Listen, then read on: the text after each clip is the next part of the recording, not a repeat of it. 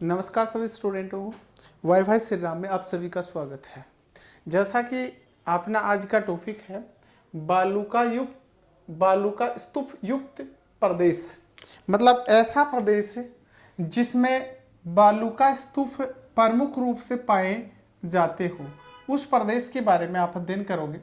देखिएगा, ये आपका राजस्थान है और इस राजस्थान में ये वाला जो भाग था, मतलब 25 सेंटीमीटर समवर्षा रेखा, 25 सेंटीमीटर समवर्षा रेखा के पश्चिम वाला भाग, और हम कह सकते हैं दक्षिणी गंगानगर से पाकिस्तान सीमा के समानांतर वाला जो भाग है, और दक्षिण में है ये बाड़मेर तक। कहाँ तक है? बाड़मेर तक। और उत्तर में है दक्षिणी गंगानगर तक, और पूर्व में है किस तक? 25 सेंटीमीटर समवर्षा रेखा तक। इस क्षेत्र में आपने ये जो क्षेत्र था, ये था बालूका स्तूप विहीन प्रदेश। इसके बारे में आपने अध्ययन कर लिया। आज अपना टॉपिक है ये क्षेत्र पूरा का पूरा जो कि बालूका स्तूपों से घिरा हुआ है। यहाँ पर अनेक प्रकार के बालूका स्तूप पाए जाते हैं, इसके बारे में आप अध्ययन करोगे। और इस बालूका स्तूप प्रदेश के अंतर्गत दो प्रकार की स्थलाकृतियां, जिसमें पहला आपने पढ़ लिया कौन सा? चट्टानी प्रदेश आपने पढ़ लिया। बालूका स्तूप विहीन था जो, और यह है बालूका स्तूप युक्त। तो बालूका स्तूप युक्त प्रदेश का विस्तार तो हो गया दक्षिणी गंगानगर से बाड़मेर तक।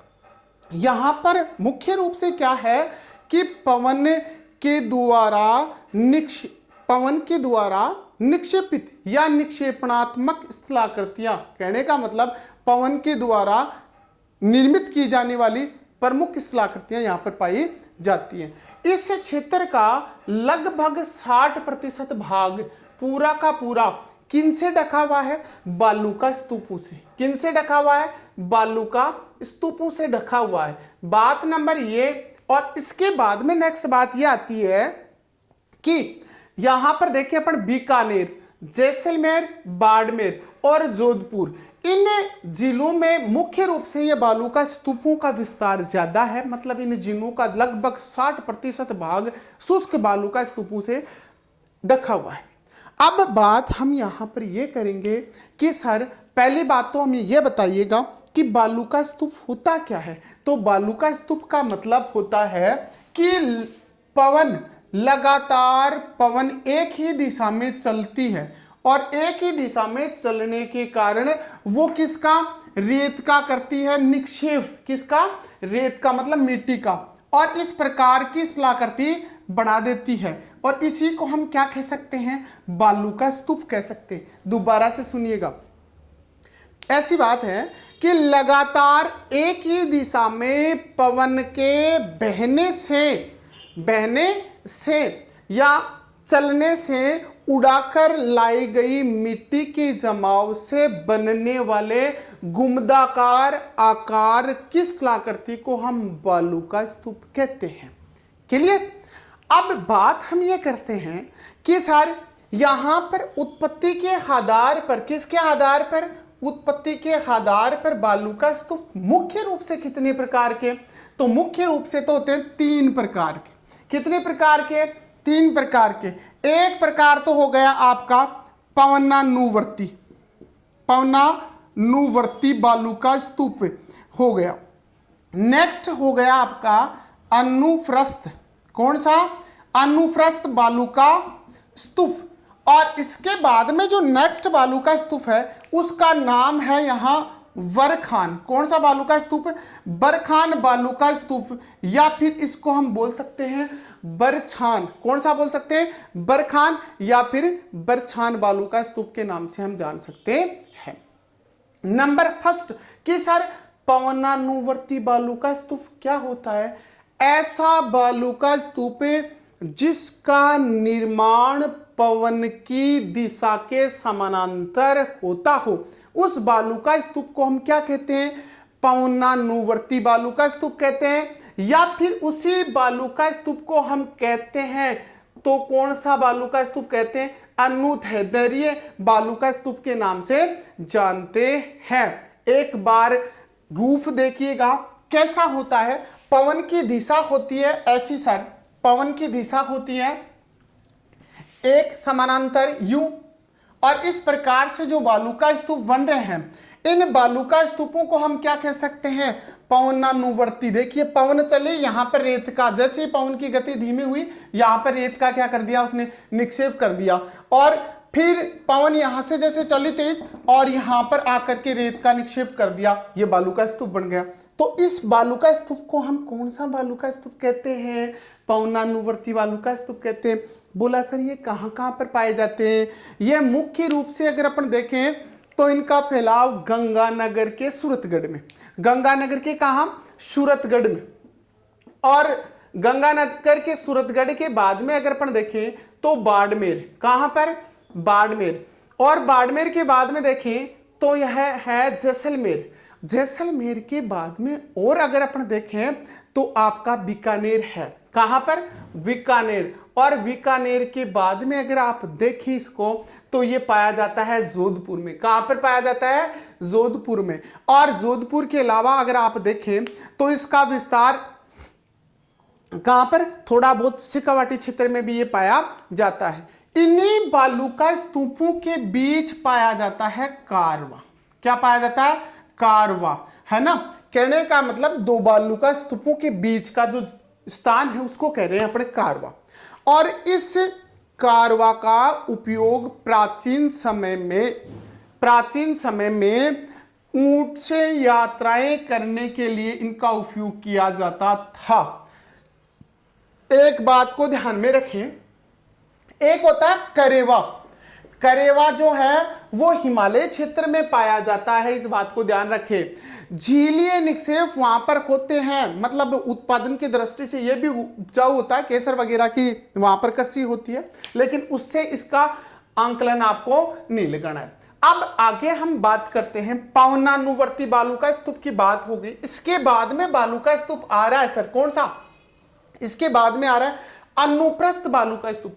कौन सा बालू का स्तूप, अनुप्रस्थ। अनुप्रस्थ बालू का स्तूप ऐसा बालू का स्तूप होता है, अनुप्रस्थ बालू का स्तूप ऐसा बालू का स्तूप होता है जिसका निर्माण पवन के समकोण पर होता हो।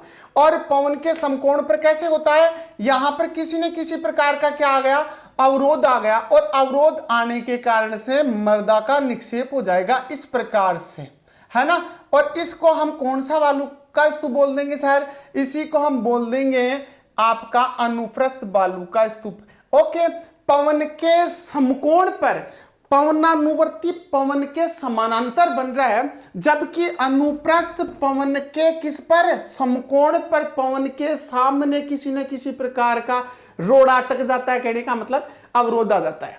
ओके, बात करते हैं, बोला सर ये कहां पर पाए जाते हैं, तो ये एक तो पाए जाते हैं जोधपुर में, एक पाए जाते हैं कहां, बाड़मेर में, और कहां पर पाए जाते हैं, और हनुमानगढ़ का रावतसर क्षेत्र, और पाए जाते हैं जैसलमेर में, कहां पर, जैसलमेर में। इसके अलावा ये पाए जाते हैं बीकानेर और झुंझुनू क्षेत्र में मतलब अनुप्रस्थ प्रकार के बालू का स्तूप पाए जाते हैं।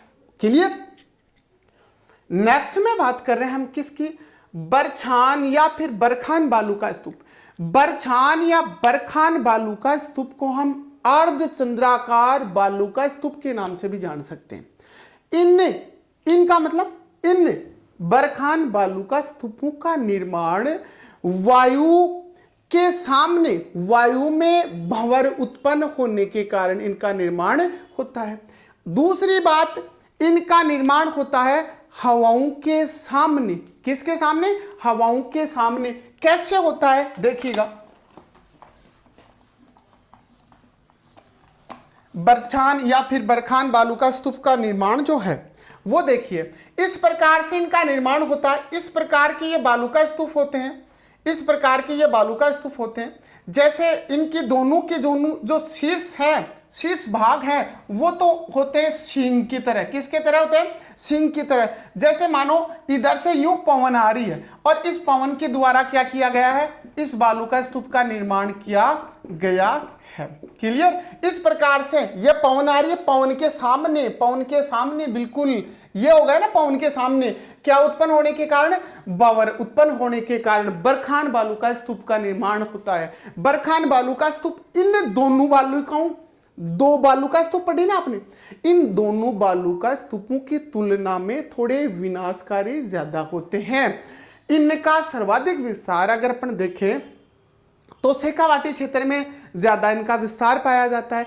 तीसरी बात, अगर इनको और देखें तो जैसे जैसलमेर, और जैसलमेर में भी विशेष रूप से पोखरण, मोहनगढ़, सूरतगढ़, गंगानगर में लूणकरणसर, बीकानेर, ओसिया, जोधपुर, बाड़मेर, इन जिलों में और इन स्थानों पर ये आपके कौन से बरखान बालू का स्तूप पाए जाते हैं।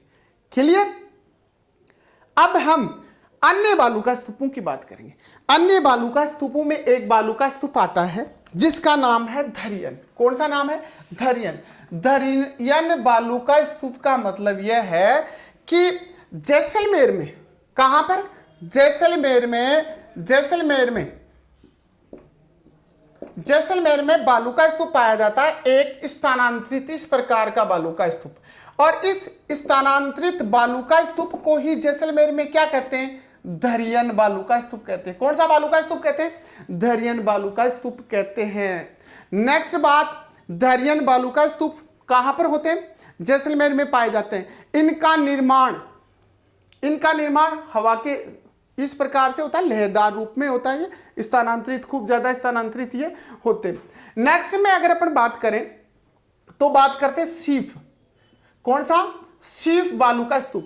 सीफ बालू का स्तूप बनता है पवन की दिशा के विपरीत। किसके विपरीत? दिशा में बहने वाली हवाओं के सहारे इनका निर्माण होता है। और सीफ की एक भुजा तो होती है बड़ी और एक भुजा होती है छोटी, इस प्रकार का बनता है सीफ। सीफ की आकृति यह है। कहने का मतलब हम यह कह सकते हैं सीफ का निर्माण, बोला सीफ जो है विपरीत दिशा में प्रवाहित बहने वाली हवाओं के सहारे के माध्यम से सीफ का निर्माण होता है। क्लियर? नेक्स्ट बात हम करते हैं यहां पर पैराबोलिक बालू का स्तूप। कौन सा बालू का स्तूप?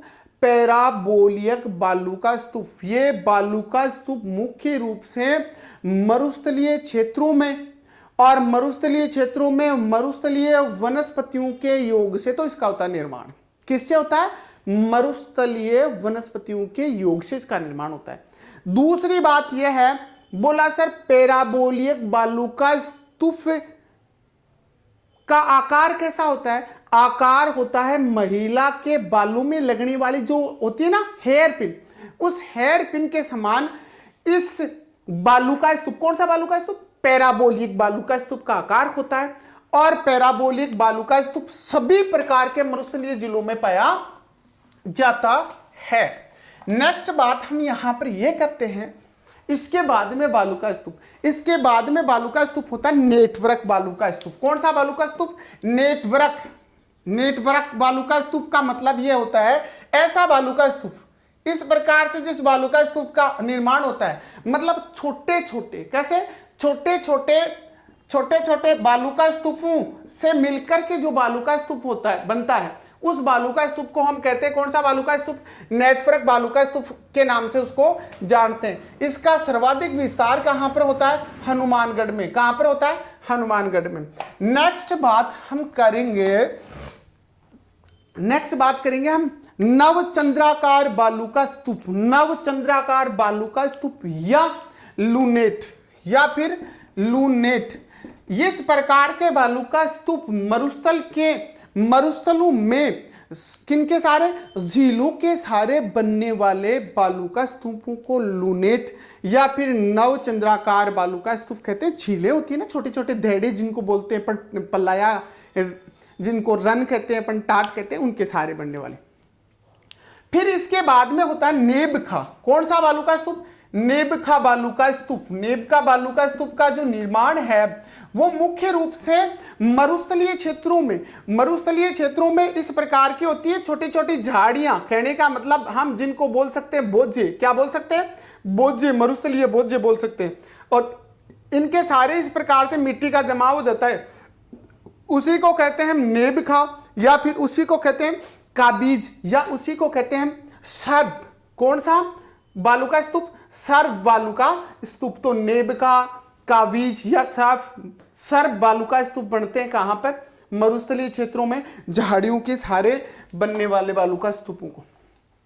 इसके बाद में हम नेक्स्ट बालुका स्तूप की बात करेंगे, मतलब तारा बालुका स्तूप का मतलब होता है अनियमित पवन प्रवाह के कारण बनने, अनियमित पवन प्रवाह के माध्यम से, मतलब अलग अलग दिशाओं से क्या आ रही है, पवनें आ रही है मिट्टी का, इधर से आने वाली, जैसे इधर से पवन आई और यहां पर मिट्टी का निक्षेप कर दिया, इधर से आई यहां पर, इधर से आई यहां पर, इधर से आई यहां पर, और इधर से आई यहां पर। इसको हम तारा बालुका स्तूप के नाम से जान सकते हैं।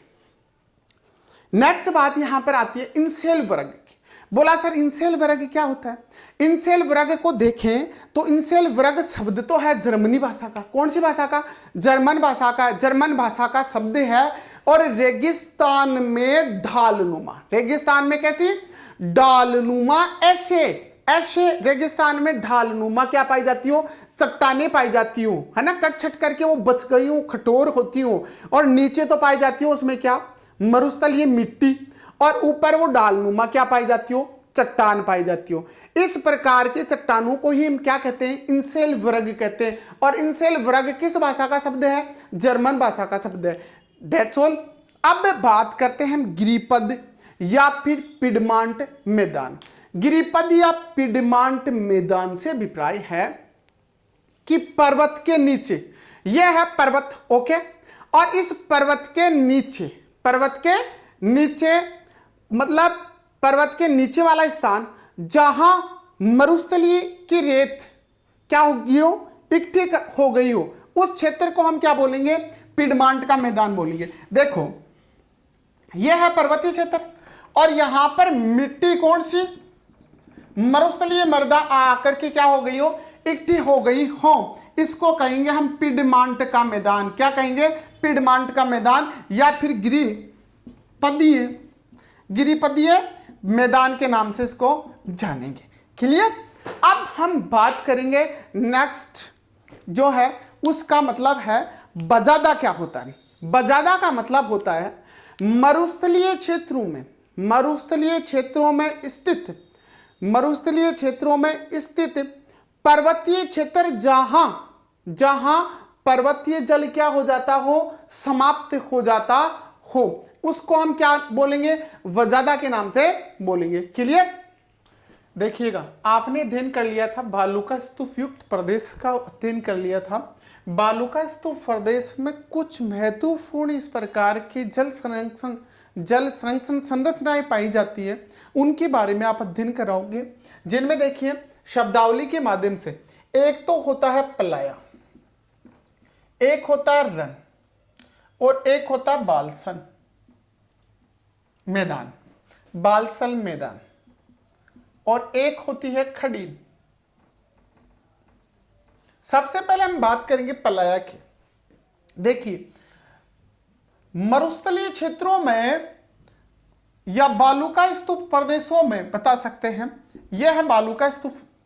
दो बालुका स्तूपों के बीच, बालुका स्तूप फर्स्ट, बालुका स्तूप सेकंड, दो बालुका स्तूपों के बीच में जो निम्न भूमि, यह है निम्न भूमि, यह निम्न भूमि जो है यहां पर वर्षा का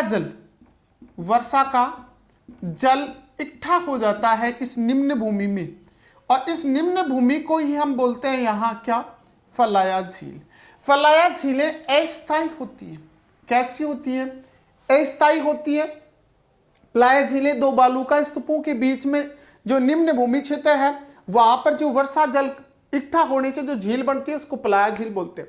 ठीक है, पलाया झील में जो जल है, माना कि वही जल क्या हो गया, थोड़ा सा गाढ़ा हो गया, मतलब सूख गया, या अपन ये बोल सकते हैं जाडा हो गया। कैसा हो गया? जाडा। और जब वो जाडा होता है तो यहां पर बन जाता है दलदलीय क्षेत्र, दलदलीय क्षेत्र। और इस दलदलीय क्षेत्र को हम यहां पर कहते हैं क्या? रन। क्या कहते हैं? रन। और रन के या फिर इस दलदलीय क्षेत्र के पूर्ण रूप से सूखने पर जो मैदान बनता है उस मैदान को कहते हैं हम यहां क्या? बालसन। तो बालसन किसके सूखने से? दलदलीय क्षेत्र के सूखने से बढ़ने वाले मैदान को हम बालसन मैदान कहते हैं। क्लियर? पलाया अस्थायी झीलें होती हैं। क्लियर? दलदल मतलब पलाया के ही रूप, पलाया जो है वो किसमें? दलदल में परिवर्तित हो जाती है। थोड़ा पानी गाढ़ा हो जाता है तो उसको हम रन, दलदलीय रन कहते हैं। बालसन मैदान दलदलीय सूखने पर। अब नेक्स्ट है खडीन। खडीन क्या होती है? खडीन का से अभिप्राय है कि ऐसे निम्न कगारों से घिरी, निम्न वह भूमि जो निम्न भूमि है और किससे? कगारों से, मतलब किनारों से। एक किनारा, दो किनारा और तीन किनारा, यह निम्न भूमि है जो किनारों से घिरी हुई है। और इसमें क्या हो जाता है? जल इकट्ठा हो जाता है। इसको हम क्या कहते हैं? खडीन कहते हैं। क्या कहते हैं? खडीन कहते हैं। क्लियर? खडीन में क्या पाया जाता है? जल पाया जाता है। सीधी सी बात यह है कि जैसलमेर में जो पलाया झीलें होती है, कौन सी? पलाया झीलें। इन झीलों को यहां पर किस नाम से जाना जाता है? खडीन के नाम से जाना जाता है। दूसरी बात यह है, खडीन का प्रयोग सर्वप्रथम जैसलमेर में पालीवाल ब्राह्मणों ने, कौन से ब्राह्मणों ने? पालीवाल ब्राह्मणों ने। कौन सी शताब्दी में? 16वीं शताब्दी में किया। सर्वप्रथम पालीवाल ब्राह्मणों ने किया। क्लियर? अब बात यह आती है कि जब खडीन में जो जल है वो सूख जाता है, जब खडीन में जो जल है वो जल अगर सूख जाता है ना, तो उसको हम कहते हैं खडीन कृषि पद्धति। क्या कहते हैं? खडीन कृषि पद्धति। मतलब जल ज्यादा तावड़ा पड़ने के कारण क्या हो जाता है? सूख जाता है। और सूखने के बाद में यहां पर जो मैदान बनता है वो मैदान कहलाता है खडीन मैदान। और इस मैदान में की जाती है जो कृषि, वो कृषि कहलाती है खडीन कृषि। कौन सी कृषि कहलाती है? खडीन कृषि। खडीन कृषि का अभिप्राय यह है कि खडीन में था यहां जल, और जल रिस गया नीचे, फिर भी रिसने के बाद में ऊपरी भाग पर, इस भाग पर क्या रहेगी? नमी रहेगी। और इस नमी युक्त भाग पर जो कृषि की जाती है, खडीन वाले नमी युक्त भाग पर, वो कृषि क्या कहलाती है? खडीन कृषि कहलाती है। कहां पर की जाती है? जैसलमेर में की जाती है। क्लियर? अब बात नेक्स्ट यहां आती है अन्य नामों की। मरुस्थलीय झीलों में, अन्य क्षेत्रों में, अलग अलग क्षेत्रों में पलाया के अलग अलग नाम हैं। किसके? पलाया झील के। इसी झील को कहते हैं जैसे, इसी झील को कहते हैं जैसे रन, या फिर कहते हैं इसको टाट। टाट वो नहीं जो बकरी वाली टाट नहीं है, ये टाट है पलाया झील, जो कहां पर बनती है? मरुस्थलीय झीलों में बनती है। कैसे बनती है? एक बालू का स्तूप तो है ये, दूसरा बालू का स्तूप है ये। इन दोनों बालू का स्तूपों के बीच में जो निम्न भूमि है ना, इस निम्न भूमि में जब जल भर जाता है, जब जल भर जाता है, बालू का स्तूप दो हैं, दोनों के बीच में जो निम्न भूमि है, इस निम्न भूमि में, और इसी को कहते हैं हम टाट या फिर क्या? रन। पलाया के समान ही झीलें हैं ये। ठीक है? रन झील या टाट झील। अब बात यह आती है कि मरुस्थलीय क्षेत्रों में विभिन्न क्षेत्रों में इनको विभिन्न नामों से जाना जाता है। जैसे कनौड़, जैसे ब्रह्मसर, जैसे पोखरण, ये सभी नाम कहां हैं? जैसलमेर में। कहां पर है? जैसलमेर में। ठीक है? अब इसके अलावा अगर अपन बात करें जैसे थोब और जैसे बाप, थोब और बाप दोनों क्या है? झीलें हैं। बाप आप दूसरा अर्थ ना लगाएं। बाप का मतलब ये झील पाई जाती है। कहां पर पाई जाती है? जोधपुर में पाई जाती है। कहां पर? जोधपुर में। और जो थोब है ये कहां पर पाई जाती है? बाड़मेर में पाई जाती है। कहां पर? बाड़मेर में पाई जाती है। क्लियर। अब अन्य बात ये एक और रह गई छोटी सी, किसमें?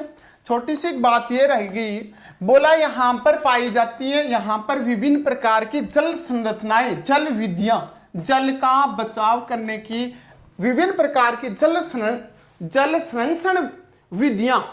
तो वो जल संरक्षण विधियां देखिएगा कौन कौन सी हैं। बात करते हैं इनकी।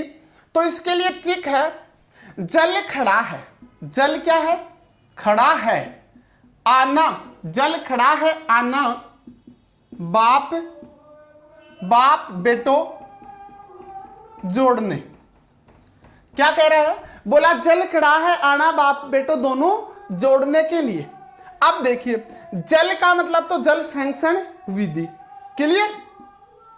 खड़ा का मतलब यहां पर है खडीन। क्या है?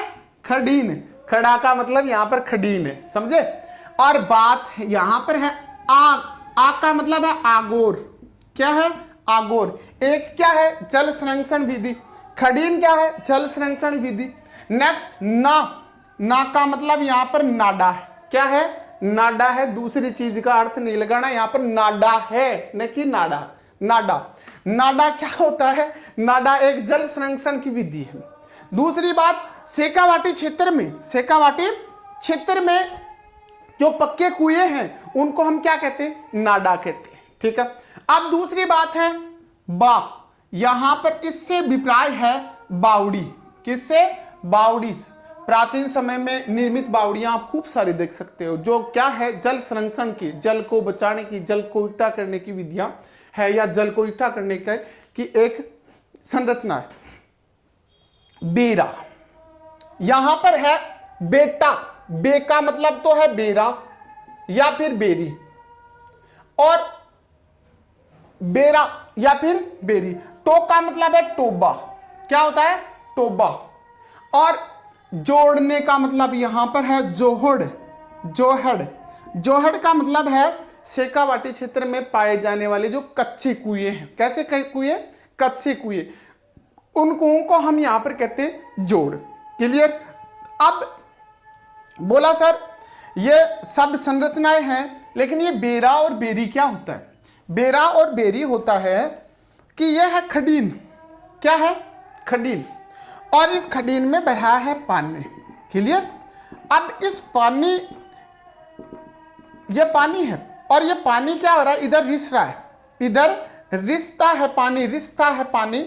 और इस रिसने वाले पानी का हम क्या करना चाहते हैं? पुण्य उपयोग करना चाहते हैं। क्या करना चाहते हैं? पुण्य उपयोग। तो उसके लिए एक छोटा सा खाड्या बनाएंगे, मतलब बेरा बनाएंगे, या फिर जिसको हम बोल सकते हैं बेरा, या फिर बोल सकते हैं बेरी। क्लियर। छोटा सा कुआ जैसा अपन खड्ड बनाएंगे, और उसमें क्या हो जाएगा कि इससे रिसने वाला पानी इकट्ठा हो जाएगा, और इसका अपन पुनः उपयोग कर लेंगे। इसे कहते हैं बेरा या फिर बेरी। क्लियर। That's all. जय श्री राम। ये कि गोल अचीव होना चाहिए। डेट पहला स्टेप है 1:30 बजे तक, दूसरा स्टेप 3 बजे तक, फिर 4:30-5 बजे तक, फिर रात की 11 बजे देखने के बाद चलो प्रार्थना करो। टाइम हो गया। वीणा पाणी की अनुकंपा से संकल्प करते हैं कि कठिन परिश्रम उत्कृष्ट लगन समन्वय व पूर्ण आत्मविश्वास के योग से हम अपना लक्ष्य प्राप्त कर रहे हैं तथा भविष्य में भी करते रहेंगे, और जो कुछ करणीय है उसके लिए नहीं शब्द हमारे शब्दकोश में नहीं है। जय Shri Ram.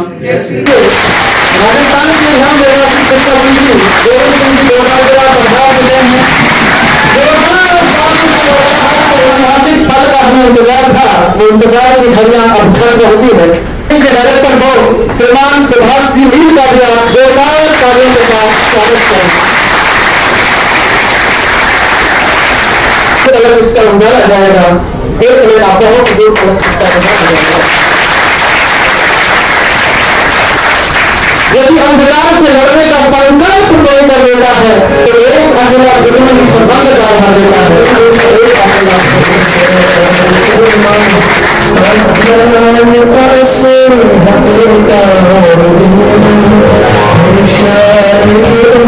Shri Ram competition classes private limited Sikar के इस प्रांगण में सबसे पहले मैं सुभाष जी का और उनकी पूरी इंस्टीट्यूट का बहुत बहुत आभार प्रकट करना चाहता हूं।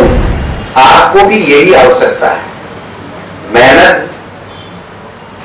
विश्वास नहीं टूटने दें, चाहे गुरुजन हो, चाहे अपने माता पिता हो, चाहे मित्र हो, साथी हो, उसका विश्वास नहीं टूटने दें। मेहनत करें, लगन के साथ में करें, एकाग्र चित्त होकर के एक लक्ष्य लेकर के चलेंगे तो उस लक्ष्य से आपको पाने से कोई रोक नहीं सकता। आज के इस बहुत ही शानदार कार्यक्रम में उपस्थित राजस्थान सरकार के शिक्षा मंत्री महोदय माननीय श्रीमान गोविंद सिंह जी डोटासरा साहब, राजस्थान पत्रिका के श्रीमान विनोद जी चौहान साहब, और ये आपकी श्री राम कोचिंग का अहोभाग्य सौभाग्य है। मैं माननीय शिक्षा मंत्री महोदय को बताना चाहूंगा, आपके संस्थान में अभी आरएस के विद्यार्थी अध्ययनरत हैं, रिट के लेवल फर्स्ट सेकंड के विद्यार्थी अध्ययनरत हैं, पटवार भर्ती की बच्चे तैयारी कर रहे हैं, एसएससी जीडी की तैयारी कर रहे हैं, लोको पायलट सीबीटी की तैयारी कर रहे हैं। और ये मंत्री महोदय पूरा लगभग राजस्थान का विद्यार्थी आपके यहाँ पर है। और दूसरे शब्दों में ये कहूंगा कि आपके पास कुछ दूसरे राज्यों से भी विद्यार्थी हैं, और ये विद्यार्थी आसपास में जब फोटो देख रहे हैं आप दीवारों पर, जब इनकी मंजिल इनको मिलती है तो हमें ऐसा लगता है कि हम एक सही रास्ते पर चल रहे हैं, सही मार्गदर्शन दे रहे हैं। क्योंकि मेरी टीम लगभग सारी वही टीम है जो जिस एग्जाम की क्लासेस वो ले रहे हैं उस एग्जाम के नजदीक एकदम नजदीक तक जाकर आए हुए हैं, क्योंकि बिना योग्य टीम के कोई भी उस मंजिल तक पहुंचा नहीं सकते। और अब मैं ये कहना चाहूंगा कि सीकर एक एजुकेशन हब के रूप में अपनी पहचान स्थापित कर रहा है। काफी छोटे बड़े इंस्टीट्यूट और आ रहे हैं और काफी मेरे साथी यहाँ पर अपने कार्य को बेहतरीन अंजाम दे रहे हैं। और मैं ये कहूंगा कि जो विद्यार्थी आपके सामने बैठे हैं, आप एक एक की शक्ल आप देख सकते हैं, ये सब आपके शिक्षा के नुमाइंदे हैं और अपने आप जीवन को बेहतर बनाने के लिए दिन रात एक कर रहे हैं। तो इसमें हमारी टीम, श्री राम टीम, पूरी अपने तन मन धन से समर्पित है, प्रबल रूप से प्रतिबद्ध है, कटिबद्ध है। मैं राजस्थान पत्रिका परिवार को बहुत बहुत धन्यवाद देता हूं कि इस कार्यक्रम को यहाँ संपन्न करने का हमें मौका दिया। और राजस्थान सरकार के शिक्षा मंत्री महोदय श्रीमान गोविंद सिंह जी डोटासरा साहब को भी मैं बहुत बहुत दिल से आभार व्यक्त करता हूं कि हमें हमारे विद्यार्थियों को आपने मार्गदर्शन दिया, जो चुनिंदा टिप्स दी हैं, हम उन टिप्स का अनवरत पालन करेंगे। इसी के साथ जय हिंद, जय भारत, जय Shri Ram.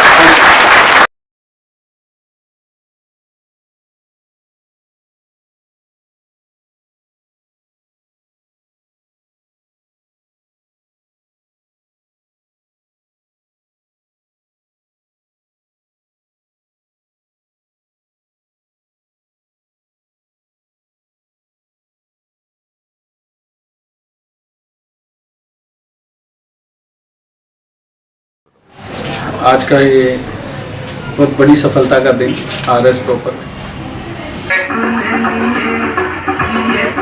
Thank you, best of luck, शानदार तालियां लोगों से पकड़ा उस पानी में डालना जबरदस्त, उसका सांस घुटने लगा, वो ऊपर उठना चाह रहा था, गुरु ने वो जोर से दबा दिया, उसने पूरा जोर लगा दिया। और जब 1-2 मिनट तक उसको दबाए रखा और बिल्कुल जब लगा कि अब भी दबाए रखा तो ये मर जाएगा, तब उसको छोड़ा। वो जब बाहर वापस आया तो उसने कहा, गुरुजी ये आपने क्या किया? मैं तो क्या पूछ रहा था और आप तो उल्टा मेरे को मारने चले। तो गुरु ने कहा कि बिल्कुल लास्ट में आपको कैसा महसूस हो रहा था जब एक एक सांस के लिए मेरा ये हो रहा था कि पूरी जान लगा लो किसी तरह से बाहर निकल जाए। तो उसने कहा कि वो जो फीलिंग आपको उस वक्त हो रही थी, वो फीलिंग अगर आप अपने किसी भी चीज को जो आप अचीव करना चाहते हो, वो फीलिंग, वो एफर्ट, वो आप उसमें लगाओगे, वो शिद्दत है। और वो शिद्दत अगर आप पैदा कर लेते हो अपने लक्ष्य के प्रति, तो मैं नहीं समझता कि लक्ष्य आपसे, आप क्यों नहीं लक्ष्य हासिल कर सकते।